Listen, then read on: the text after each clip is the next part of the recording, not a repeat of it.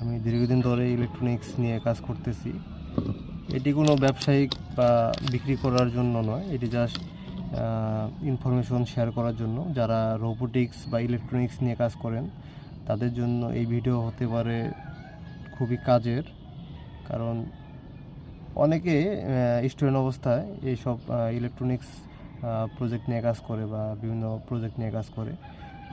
তারা অনলাইন থেকে বিভিন্ন প্রোডাক্ট যখন কিনতে যায় তখন দেখতে পারে যে দাম অনেক বেশি, আবার ডেলিভারি চার্জ লাগে।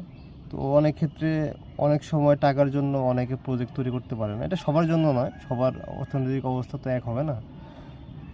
অনেকের কাছে একবেলা রেস্টুরেন্টের বিল 600 বা 1000 আসে, বা অনেকের ওই 600-1000 টাকা দিয়ে অনেক কিছু হতে পারে, এমনকি তার সংসারের 2-1 দিন চালাতে পারে। তো সবার অর্থনৈতিক অবস্থা